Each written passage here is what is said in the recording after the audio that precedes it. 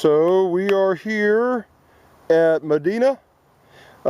Nice little rivulet coming in from the marsh, and we found some bones.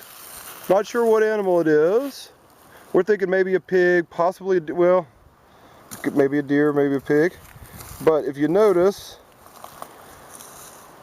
there's a sloop coming right out of the marsh. So we figure this is possibly a gator kill.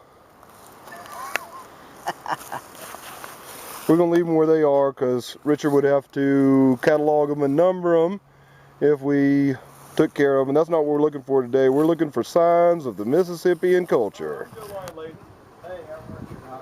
We want to share with you our recent trip to Modena on Skidaway Island to film some Native American mounds that my friend and historian Richard Hodges here remembered seeing as a young man. Also remembered that the location of Kunta Kinte's house from Alex Haley's Roots is out there, filmed in 1977. Also, the giant sloth fossil was found out there. Neither one of us expected to stumble upon an abandoned archaeological dig from a mound built by the Gullah or possibly Yuchi cultures. Since then, we have traveled to some other important sites and met with archaeologists and professors and have discovered some interesting information on our unique Southeastern prehistoric culture. We've even discovered that the oldest burial mound in North America is right here in downtown Savannah and is in the shape of an effigy similar to the Serpent Mound in Ohio. So we hope you'll enjoy the video and please subscribe. Future episodes of fantasy or prehistory document our adventures to that mound, the Bilbo Mound, and others. Hello, hey, today we're going to show you something about a plant that was around here many years ago. The Indians use this to get rid of their bugs. It works real well. People just don't know about it. You can rub it on your skin. What kind of plant is that? This is a myrtle tree that repels bugs. Okay, so this is like an ancient bug repellent. Myrtle bush grows all over this low country. Indians had it all around them. Kind of look at what it does. It works. You don't have any bugs anymore. Here's another plant I want to show you. We know from an artist that was here in Georgia during the times of the Indian contact, the Mississippian culture. They had a black drink ceremony, and here's the plant right here. It's red berries. We're going to pick a couple right here. Then down here, yeah, there's a couple right here. Most of these times, it's possible we might drink some of these later. It's like drinking, if you drink a jigger of this, it's a possibility that you could stay up for a whole day. So if you need to cram from an exam, you don't need things that you buy from a drugstore. This black drink will purge your body also. Ceremonies, they drank this about a cup full, and they would purge and throw up and trip, and it was kind of like a intoxicating experience, but also purged the body and purified it. So the ceremony is called a black drink ceremony. And you've tried this before? Yeah, I drank it. I drank about jigger. A professor warned us that these things it's like drinking about 25 cups of coffee at one time. Did you have to vomit? I didn't get sick because I drank, just enough to get kicked up, but I don't think I slept that night. So the Indians, the Native Americans, they ate more. They could possibly drink maybe 1 to 2 cups, and then they start vomiting. And I think possibility is a tripping or a drug-induced high, and it was a purge ritual. We know that Charles Hudson, the anthropologist who wrote Southeastern Indians, talked about the black drink ceremony, and this is what this plant is right here. You probably may have this growing in your front yard because a lot of people have them as ornamental holly bushes. It looks like holly. But this is the natural form of what they drank for the black drink. Interesting. So a lot of this wooded area we're walking through was probably places where they herded cattle back in the old days. Really spooky areas back here. This area is where Roots was filmed, and this is one of the old shacks. You can see the shingles. That's from basically prop huts from when they filmed Roots back in this area. Remember what year that was? 1976. Nice. Foundations of a root house or some Kunta Kinte's hut.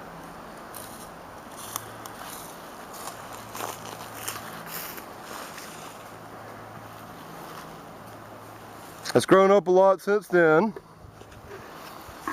Red dot.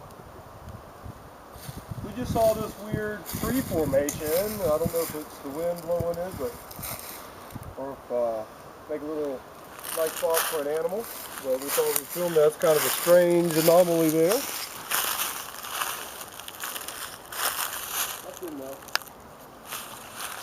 We were coming back home. We were looking for mounds of the Mississippian culture because Richard remembered some of them being here from his younger days when he and his friends as young fellows used to come out here. We were about to go home and our friend Jason spotted this gate over here. And so we came down and looked.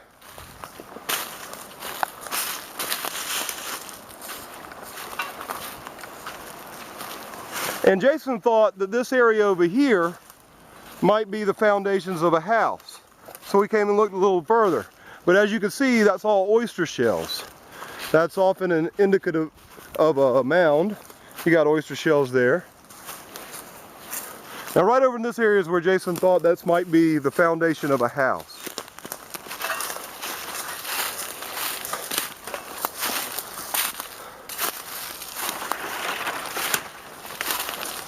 But actually, all we found is these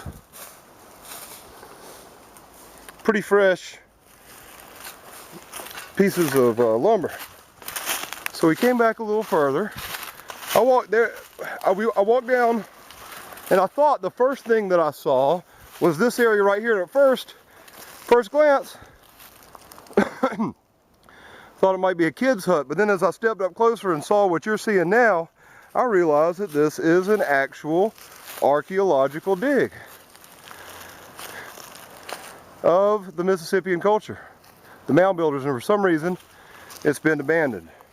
And I wonder why it was abandoned. Is there a change in government that didn't fund this particular project? Did they run out of funding? Did they not find anything? If you look down in there, you can see that the shell mounds go for 4 feet. Well, did you show underneath this one here? And so there's probably artifacts going back down, you know, 1,000 years or more, definitely pre-Columbian.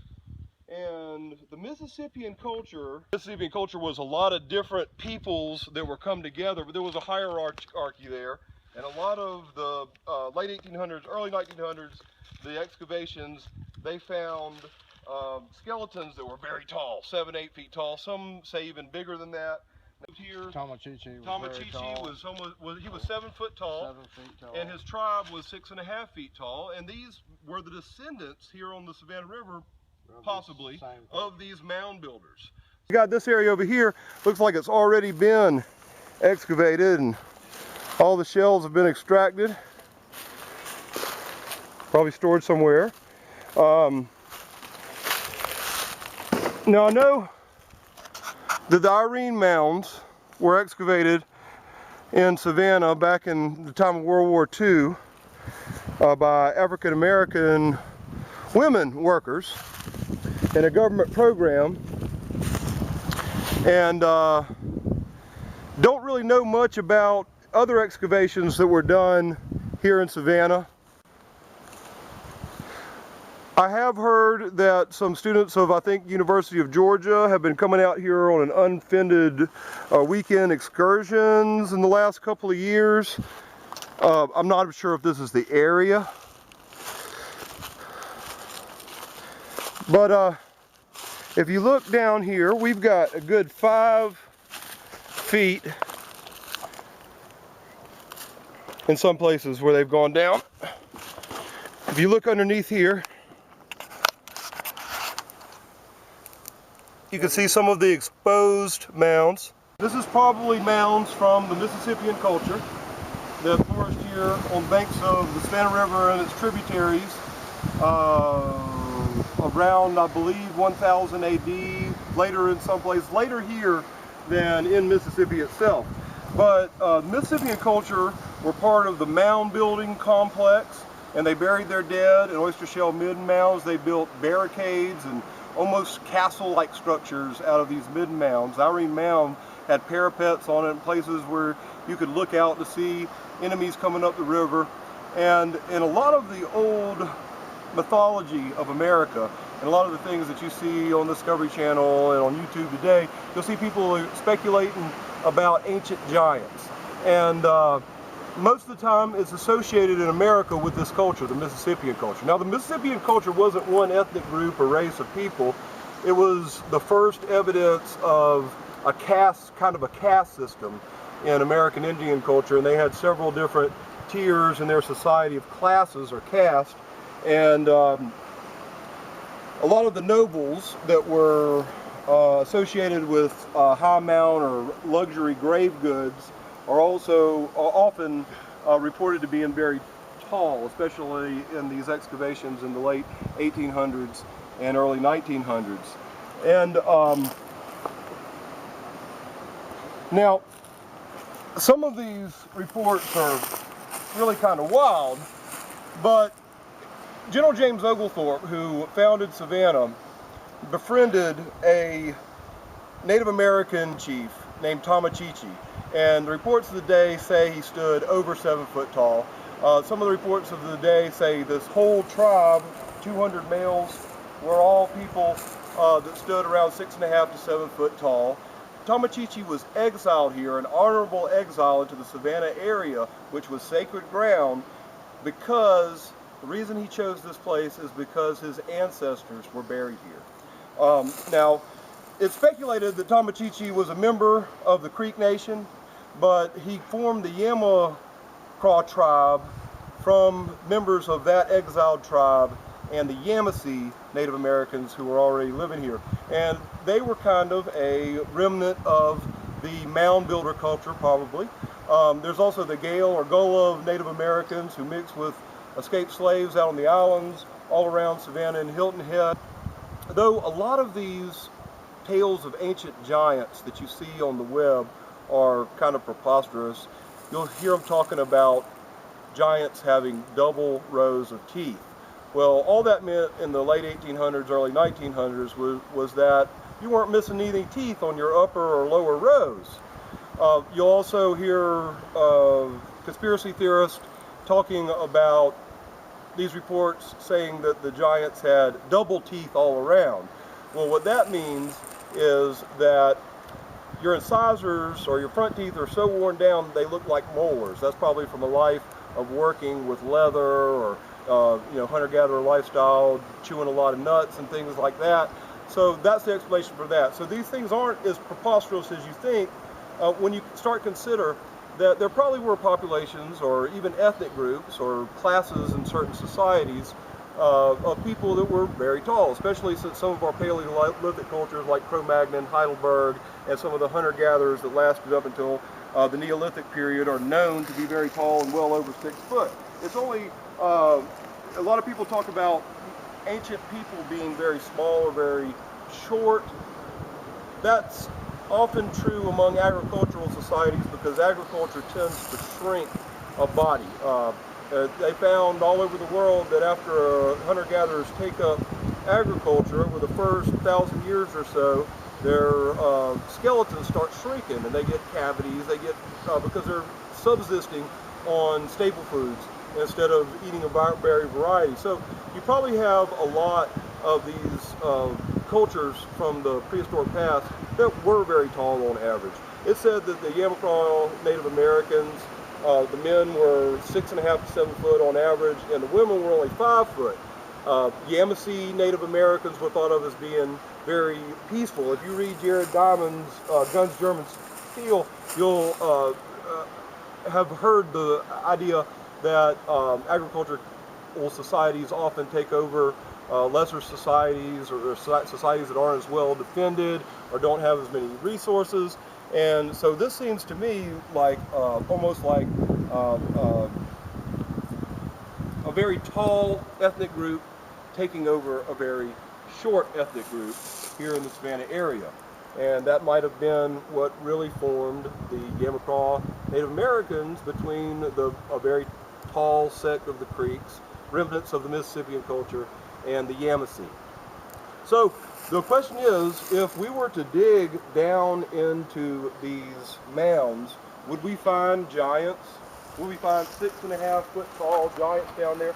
Would we find possibly copper implements? We know that the Mississippian culture was one of the few cultures in Native America that used copper.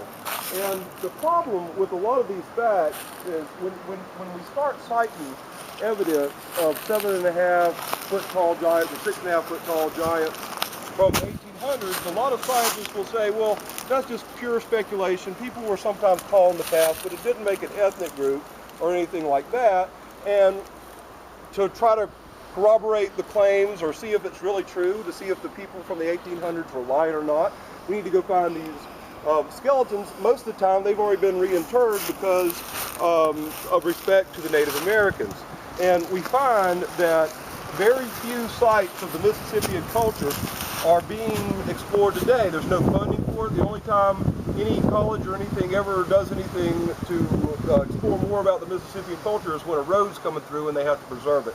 And they just pack this stuff away. So how will we ever know if the nobility of the Mississippian culture, which diffused all through North America in around 1000 AD, did they really have a nobility of a blood lineage that was possibly from a Paleolithic ethnic group that stood 6.5, 7 foot tall on average? How can we ever know that if we're not going to excavate this? Are we going to say all these reports from the 1800s, do we just say it's all poppycock or whatever you want to call it because people weren't good at excavating in the 1800s? Well, if that's what we do, is that what they're going to do to us 100 years from now? Everything we find now, we're going to say, oh, well, they were ignorant back in the 21st century, so we can't use any of their evidence. We need to find out. Scientists don't know,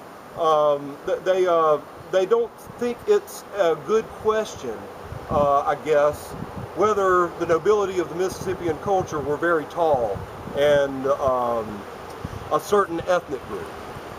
But most common people have questions. That's why we have shows like In Search of Ancient Giants, and we have these harebrained conspiracy theories about them being aliens because scientists won't answer the questions that we ask. They don't think that they're important. These are important.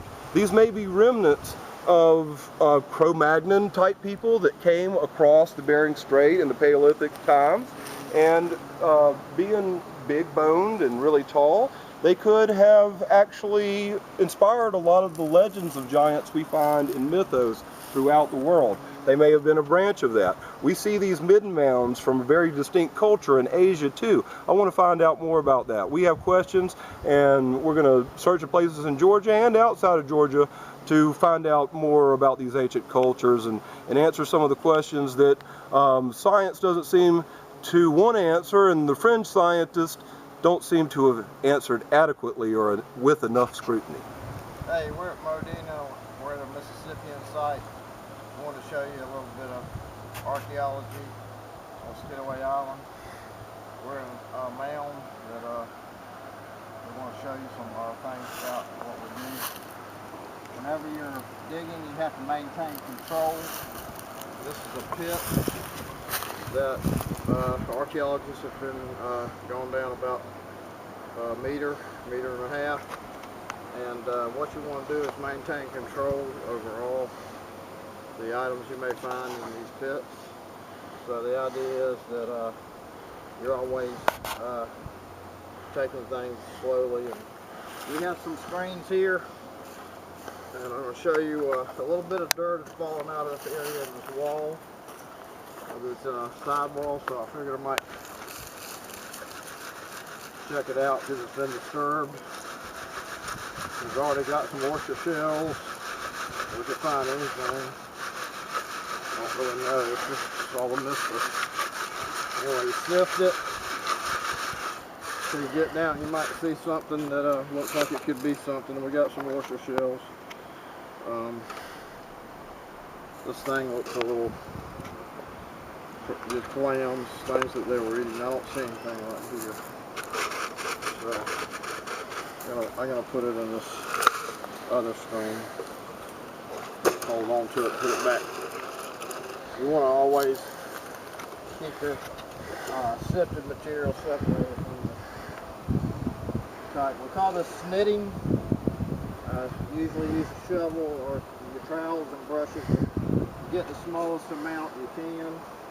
You bump into something, you pull back, and these are how archaeologists find all of that. We were out here at this Indian mound, and we found this dig that we were looking for. I'm glad we found it. I had a bag with me, and I was carrying this fat water knot. Sounded like I had a bag of lunch. We had a couple of bananas in there, a sweet tea, and some water. Well, we come back 2 days later. We knew we had to come back to get our trash because this place site and we didn't want to mess it up. Well, we found out that lo and behold, the skunk ape was eating lunch. And got my water and my sweet tea. Skunk apes, they like bananas, right? Proof. I had this. It's gone. The skunk ape has got us again. And, Dang. And Joe was over here a while ago, and we heard pop, and we both saw skunk ape. Skunk ape. I got questions. Hickory tree. The nuts was used to eat, but also the outside shell is dye for your clothing. You take that and you get a cup full and put it in water. It'll turn black, and you take what's left of them, and your clothes were dyed with vegetables. So this was a color, butternut, known as kind of a brown, light tan color. And who was using that? This is during colonial times. Was before the vegetable dye. The vegetable dyes were local, and this is what they had. So this is what they used. So here we are at Modena, checking out the beautiful scenery out here in the wilderness. And this isn't very far from civilization. Right there across the marsh, we've got, you said Wilmington Island, right? That's Wilmington Island. Yeah. And what I wanted to call your attention to is the cliffs here. These are the cliffs where they found the largest giant sloth ever in America, or at least in North America. And I believe the species is Megatherium, but we're going to find out because we're going to go to the National Park Center when we leave here, and they've got a model of the skeleton we found out here. You see how these cliffs are being exposed by the water, and they'll continue to be exposed, and who knows what will pop out of the sides of those cliffs one day. One day we'll bring the kayaks down here and we'll go exploring up and down these cliffs and see what else kind of fossils or relics or shell middens might be found all up and down the coast of this river. As we continue to ask questions. We got more questions. Because we got questions. Right down to the left of it was where it was discovered. Of course, it was no bridge at the time. Not right. There were two gentlemen that were going to out fishing. And one of them was by the name of Habersham. We know that name wasn't. Oh. I knew you guys would know. Was it the one who built the pink house or one of his descendants? Yep, his name is Irvin. Wow. They tied the boat, loading all their gear into it, to go out fishing. But they tied to an old dead trees to keep them from fishing. This one. Can you imagine a find like that? Wow. They thought they were tying to a tree and they were tying to this. To part of the fossil. Wow. An arm or something hanging out of the mud, you know. Yeah, Like that poking out. I could see that. Now this is a replica. The actual one is in the Smithsonian. But Did you hold that? Is it on display in the Smithsonian? Because I've been there, I can't remember. see it, maybe, is it in the natural history museum? I don't know if it's out on display or Yeah. not, but I know it's there. Right, okay. There's a lot of stuff that is in there. Right. That's a shame that. Exactly, they don't have so much room to. Yeah, I display understand that. everything, sure. Okay, I'm sorry. So, Keep going. oh, I'm sorry. I'm sorry, we didn't get in the middle of it. Can you keep going? Sorry. They would actually get to be around 20 feet tall, weigh about as much as your car, anywhere from 3,000 to 5,000 pounds, strictly herbivores. You can see on this replica, you can see the kind of teeth that they have. Wow. Not for carnivores, as in ripping and tearing, but actually just chewing. It looks like when you're eating a salad, chewing and chewing. Those are the type of teeth that they have. Have no natural enemies except for one. Us, right? Right, yes, prehistoric man, they would actually take and dry that into marsh or mud. And then you can imagine how they would use this, you're going to use the skeleton, you're going to use the skin, the meat, it's going to feed an entire tribe. Yeah, for a long For so time. long. Wow. And so that's what, and being very large, very cumbersome, very slow, no natural enemies, Yeah, you can they imagine. didn't stand a chance. The modern day was that we can't see, they might not have good eyesight. Probably better, but yeah, they're cumbersome. And you know, the sloths that we have now, we think of very slow and very ponderous, but they're small and they live in the trees. It was actually a species, prehistoric species, that same sloth that existed at the same time as this one. And it survived simply because they're small and they live in trees. Yeah, higher, away from, Right. like a cat getting away at night, so Exactly. in the trees. Absolutely. So they're kind of cat-like, even though they move like a sloth. So was that one a result of possibly of the natives driving the beast into the marshes? The one that they found Could very well be. could have been? Could very well be. We don't know for sure, of course. And do other fossils show up in those cliffs still today? From time to time, we still have, because we've got a lot of the savanna area. Oh, neat. Here.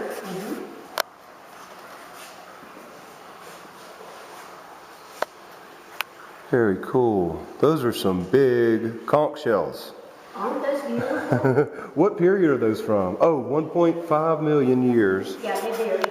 It's going to tell you in turn. Neat.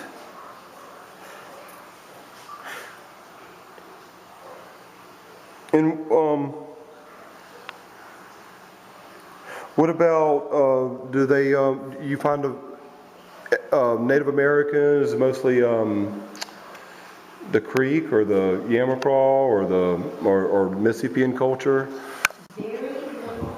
Really? To be honest with you, simply because they didn't live here that much. It was so inhospitable here on Skidaway. Wow. That so the first settlement was when James Oglethorpe sent them here in 1734. They lasted 6 years here, and they basically gave up. You could not make a living, hard to grow things. They went back to the Savannah area. Mm-hmm. They made 2 more attempts to basically civilize the area, and the last one was much more recent, of course. Right. But very few as far as Native American tribes. Really, the most we go back to will be mostly the Gullah people. Gullah people. Okay. And some of the artifacts are behind you in those cases.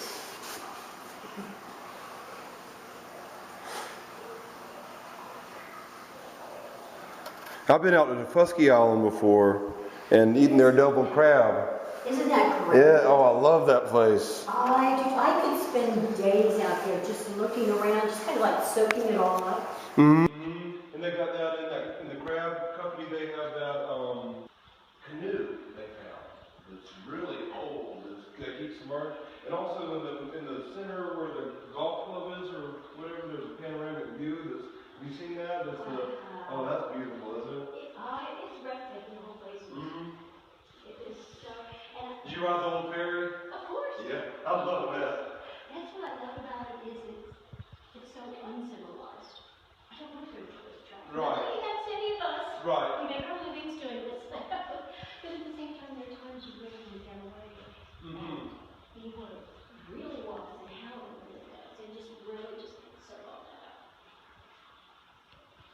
definitely.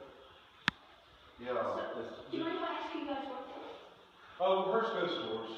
Oh, okay. So we're ghost tour guys. We do some private tours in Davis history about downtown Savannah.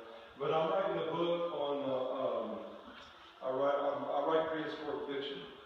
Oh, really? And most of it is set in Asia, actually. But I'm really interested in the Native American cultures here too.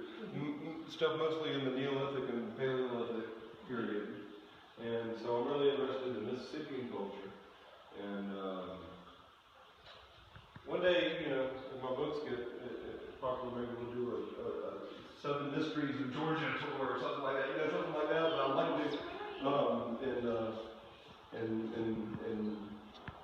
go to different places in Georgia, you know, all around Georgia. Keep after, write that book. Mm. Write it up. I'm almost finished. A piece of it won a place in Writers of the Future contest, and got me an agent. So hopefully it'll be out. But you know, right now that's basically a Neolithic.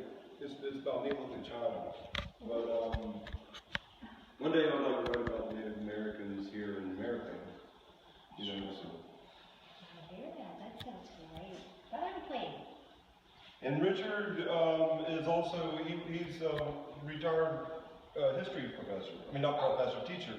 And he used to go on archeological digs in college, and when he was a school estate explorer around here.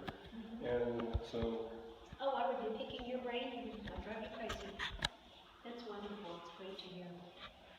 It was very nice to meet you today. We had a lot of fun coming out Well, it's here. my pleasure. I didn't even introduce myself. I'm Nikki. Nikki. Vicky. Vicky, okay. And you are? Joe. Joe and Richard. Richard Hodges, nice to meet you. Pleasure to meet both of you. You too. So nice to have you Okay, here. here. Nice to come here and visit. We enjoyed our day. Well, Yeah, thanks for telling us about The sloth and wow, that thing is huge. My battery ran out of my camera, but I got most of it. Right. I'm gonna put it on my YouTube channel, you know. But I don't talk about the fiction novel much on the YouTube channel. I just talk about prehistoric stuff that's interesting. You know what I mean? So we found that this site is probably not from the Mississippian culture at all, but from the Gullah culture or possibly the Yuchi Native Americans before them. We found some very interesting things about this unique culture that flourished here in the Southeast in pre-Columbian and prehistorian times. We met with some prominent archaeologists and professors about the subject. We hope you'll follow us on our interviews with those guests, as well as our expeditions out to other mounds, including the Bilbo Mound right here in Savannah, Georgia, the oldest Native American effigy mound in North America.